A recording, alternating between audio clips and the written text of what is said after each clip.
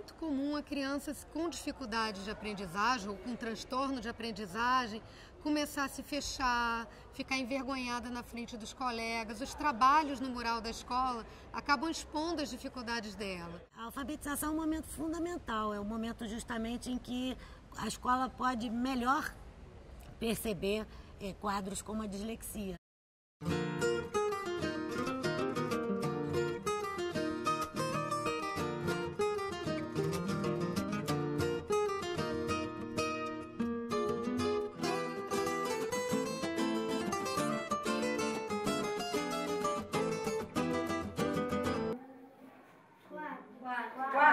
Então, Priscila leu o primeiro parágrafo, Felipe leu o segundo, Maria Luísa leu o terceiro, Fernando leu o quarto.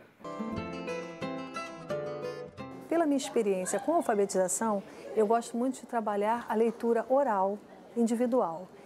E acho muito ruim quando a criança, principalmente a criança que tem uma dificuldade maior, dislexia, ou seja ela qual for, pega o texto na hora e é surpreendido com aquele texto. Dislexia é um problema específico de leitura. A criança tem um desenvolvimento normal, uma cognição boa e ela aprende bem. Mas a leitura, que é um instrumento que é mais utilizado hoje em dia pela escola, é um instrumento que está com dificuldade. É exatamente o ponto onde ela não consegue se desenvolver exatamente da mesma forma que os pares. A dislexia é uma disfunção que a criança vai levar para a vida dela toda, né? Mas que ela vai aos poucos conseguir estratégias próprias para vencer essas dificuldades. Na hora de fazer o dever de casa, tinha muita dificuldade. Às vezes até chegava a chamar ele de burro, presta atenção, daquele coisa de mãe assim, sem perceber, e brigar com ele, mas não era porque ele não sabia, é porque realmente ele tinha uma dificuldade de entender a tal da dislexia, que eu nem sonhava saber o que era dislexia. Se a escola não me dá esse toque, como é que eu iria saber? Se a escola não me ajudasse, como é que eu iria saber? Né? Então, tudo começou o quê? Numa sala de aula.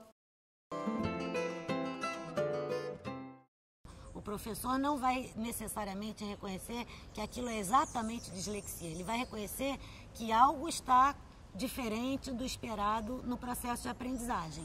O nome não é necessário para a gente conseguir ajudar essa criança. Então, mostrou dificuldade, vamos intervir. É fundamental que a gente comece a agir pedagogicamente, né? Enquanto se espera outras ajudas. Por quê? Porque se a gente não age logo pedagogicamente, se lançando ao desafio de vencer o obstáculo de aprendizagem que aquela criança ou aquele jovem possa ter, você está perdendo tempo. E no processo educativo, perder tempo é a pior coisa que a gente faz. O professor ele não pode ter, assim, a expectativa de que sozinho vai resolver todos os problemas da criança. Também não acho certo quando a escola joga para a família a total responsabilidade pelos problemas. O Fernando evoluiu assim, sem aquela pressão, sem aquelas cobranças. E aí os professores foram auxiliando e ajudando. Mas isso foi um conjunto. Foi a parceria da escola, família, família, escola. A escola precisa da parceria das instituições que a cercam, da parceria da família, da parceria de muita gente. A escola não trabalha sozinha, aliás, como nenhuma outra profissão consegue trabalhar.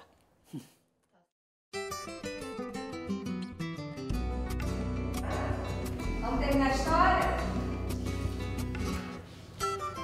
Deu o quê?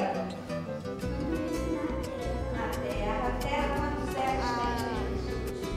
Professora, ela colocou uns papéis no chão, a gente tinha que começar uma história, tipo, era uma vez, a gente pegava o papel e estava escrito carro. A gente tinha que fazer uma frase com o carro. A gente foi fazendo a história e ficou legal. Eu costumo fazer assim, dar um texto de véspera, para que eles leiam em casa. Quando é um texto que vai ser uma leitura oral no dia seguinte, que eles vão ler o texto todo, eu digo, treine na frente do espelho. Então ele treina na frente do espelho, ele treina a impostação, o ritmo daquela leitura, e aí eles apresentam no dia seguinte. Isso melhorou muito a leitura de todas as crianças, em especial as crianças que tinham mais dificuldade na leitura e compreensão. Eu só acredito na autonomia a partir da cooperação. Então, eu acho que a base para que a criança cresça, amadureça, se desenvolva, é na troca de pares. Sempre buscar conhecer o seu aluno. Sempre um trabalho em colaboração. Porque a gente só conhece a criança quando ela se expõe. E quando a gente dirige muito uma aula, muitas vezes a gente não conhece essas crianças. Então, é difícil até de perceber esses problemas. De repente, você prepara uma aula e naquele dia aquela turma não está respondendo bem como um todo aquela dinâmica que você preparou. Então você tem que ter outras dinâmicas na manga para você soltar e de repente dividir o grupo, né? Tá bom, vocês hoje não querem então trabalhar com leitura de poesia? Então vamos fazer o seguinte, quem quer? Um pedaço da turma senta aqui para isso, outro pedaço vai trabalhar poesia com outras linguagens, de repente ele vai poder desenhar, ele vai poder pintar, ele vai poder construir outros textos. Você tem que ter essa planificação de um modo diversificado. Se ele sabe que na turma dele tem uma criança, 2, 3 com dificuldade, ele vai tentar elaborar atividades em que aquela criança esteja incluída e que ele consiga fazer, né, também. Tudo que é útil para o disléxico vai ser muito útil para todos. Para o disléxico vai ser indispensável, mas vai ser extremamente facilitador da aprendizagem para todos. Então, uso de recursos visuais, uso de esquema, uso de mapas mentais, estruturar o que eles estão aprendendo, recursos dinâmicos, o vídeo, um DVD para facilitar, visitas a museus ou outros lugares, aprendizado concreto, uma experiência de laboratório. Então é interessante que o professor que realmente tem pouco tempo e que tem muitos alunos, ele possa saber que o que ele vai estar fazendo para o disléxico vai ser bom para todos. Eu não acredito num trabalho individualizado. Eu acho que o trabalho tem que ser interdisciplinar, em todas as áreas do conhecimento, não só na escola, eu acho que na vida. Eu acho que a palavra de ordem, no momento, é parceria. Então, sem parceiros, eu acho que a gente não consegue mais desenvolver um trabalho num mundo que é globalizado.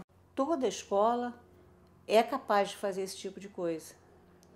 Toda escola, por menor que seja, por mais simples que seja, cabe aí o olhar do professor, o olhar do administrador, né? E quem é que pode ajudar essa criança? Você tem que entender que cada um da sua turma é um, né? Então, atender a todos e cada um é o grande segredo e é, ao mesmo tempo, o grande desafio. Se tudo favorecer uma família que contribua, uma escola que contribua, os tratamentos bem feitos, isso não vai ser impedimento para absolutamente nada, não há barreiras. É o saber cuidar que é importante. É buscar realmente ajudar sem dar muleta, sem dar bengala. A gente vai ajudar, é a rodinha da bicicleta. A gente vai ajudar enquanto você sentir que a criança está necessitando. Mas um dia ela vai conseguir resolver a situação dela por conta dela.